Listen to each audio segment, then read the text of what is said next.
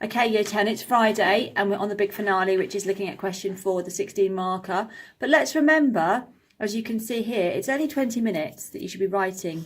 Now, we appreciate that at this stage, whilst you're still practicing this skill, you will perhaps spend longer on this answer, but I wouldn't suggest more than 30 minutes, maybe 5-10 minutes planning, 25-30 minutes writing. So it's still under 45 minutes in total that you're going to work on this. So it's another compare. So compare how the writers convey their viewpoints. And this time we're really comparing.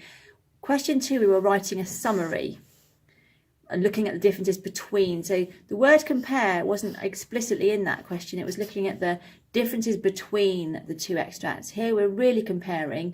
And the difference is that we're looking at language use, structure, and methods, and the effect of those methods, using Chris Rice to explain them. So it's a bigger answer, but it's worth double the marks of question 2, so we can expect to do more work for it.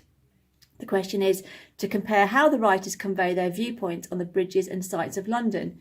Now, we know the extracts, we've read them already. So here we are, this is the one we annotated on earlier in the week, and we've used the yellow highlighter for question 2.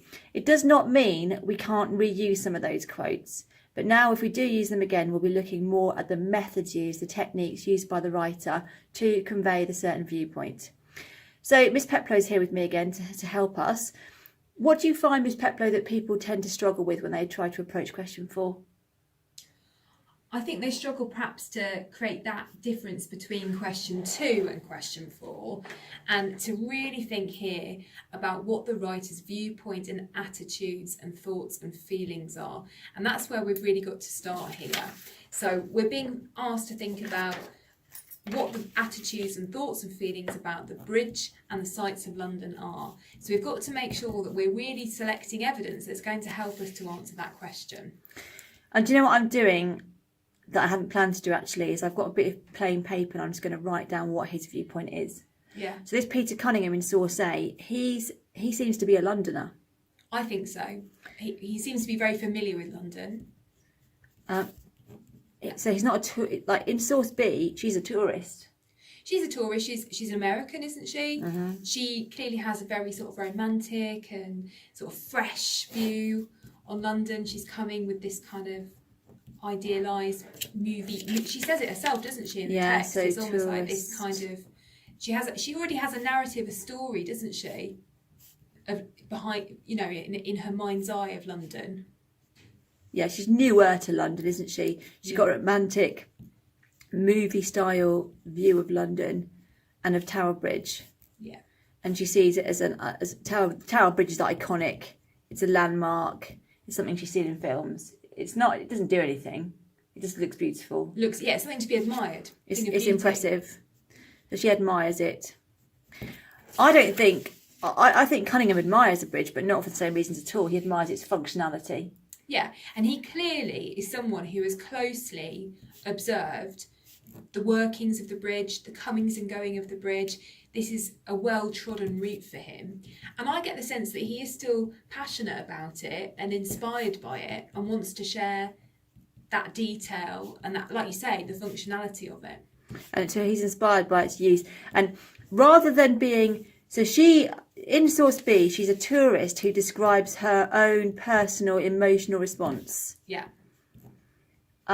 He's not emotional in Source A. I don't think so. I think what he is he's almost, I said to you, I thought it was almost like he's like a museum guide. Yeah. He's signposting and navigating us as readers all the way through this piece. And if you look over here, you can see this, and below us and above us. And he gives us this really detailed forensic understanding of the workings of the bridge, both in the way that it looks, but also in what it does. Do you know what as well that I think is huge and a good starting point?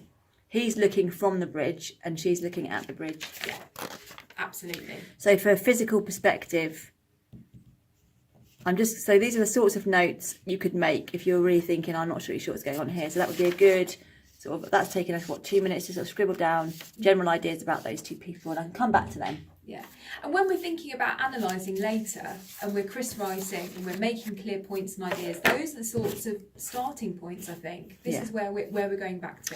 So So let's not make it a bigger job than it is, because again, some people do that. Yeah. They think question 4, it's huge. You know, it's not. It's 16 marks. It's important, but it's not that long. So let's start then with what I suggest. What we do is we find 4 pieces of evidence with methods for each point you want to make, and make 4 points. Absolutely. So should we say for point 1 then that they have a very different physical viewpoint of the bridge? Yeah. So I'm going to write on here any gap I've got. Actually, number 1, physical viewpoint. So can you find for me a piece of evidence that he's actually on the bridge and admiring, looking outward? I mean, you could use the opening line on crossing the bridge that the travellers should pause. Yeah. Because that leads us to talk about structure as well. Yeah, it opens with a focus on his position and space. Does it matter that we've picked crossing the bridge before for the question 2?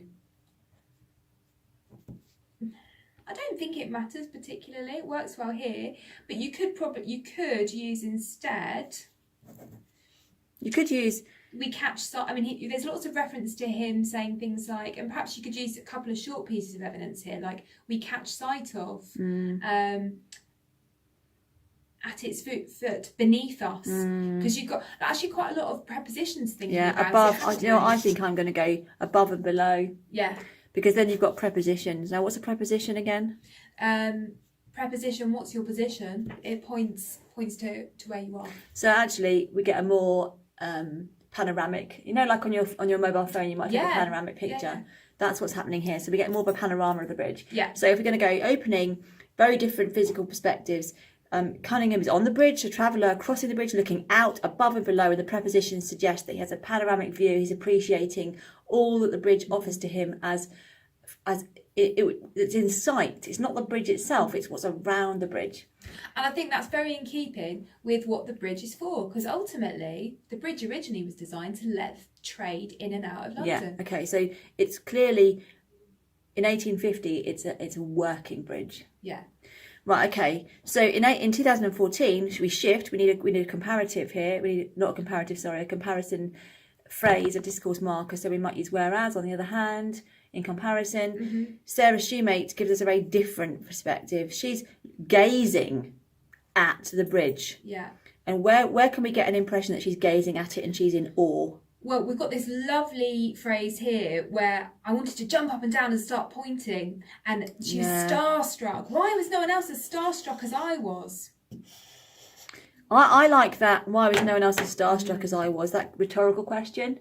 Yeah, that works really well because it captures everything in that, doesn't it? And what kind of word is starstruck? Word class? Adjective. It's adjective, isn't it? So we're going to say the rhetorical question, why was no one else as starstruck as I was, with the adjective starstruck creates the impression that she is fixedly gazing at that bridge, and it's a total wonder for her. And it's quite interesting because it almost personifies the bridge. Yeah, doesn't it? Exactly. It's like this is something of celebrity, of notoriety. So let's move on to our second point, which might be that that Cunningham is inspired and impressed by the bridge, but not in the way that Shoemate is. So 2 responses to it. So, and I'm just writing this anywhere. So I'm trying to show you on the video on the screen here. Sorry, I'm just writing anywhere I've got a blank spot. So I might number my starstruck as number 1, my above and below bridge is number 1, because they're all related to my first point. So point 2, I'm going to say he is inspired and impressed by it, but not emotional.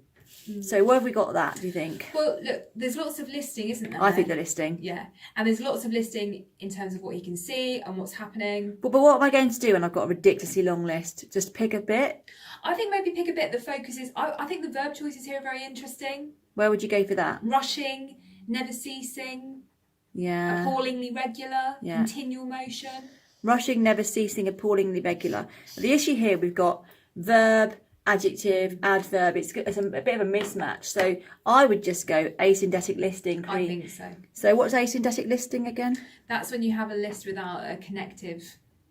Can you give me an example of one with and without? So we could say the horror and the fear and the despair would be a syndetic list where you've got those connectives linking each part of the sentence together. Whereas an asyndetic list, you just have a series of commas.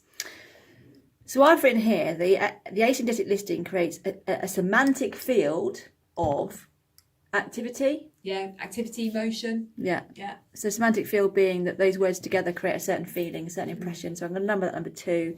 And then if I go to her, I want something really emotional. I want her to sound like she's Bridget Jones or something. We could carry on with this sort of movie reference. You know, she talks about feeling like Bridget Jones. Oh, was that? Well, I think she says, it's not in this particular extract, but I always think of Bridget Jones in the films when I read this. Yeah. So only seen in movies, the reference to movies, the reference to film is making it seem what? Romantic, nostalgic. Okay, now I'm not going to annotate any more of it because we don't want this video to go on for too much time. We want people to be able to do it themselves. Yeah.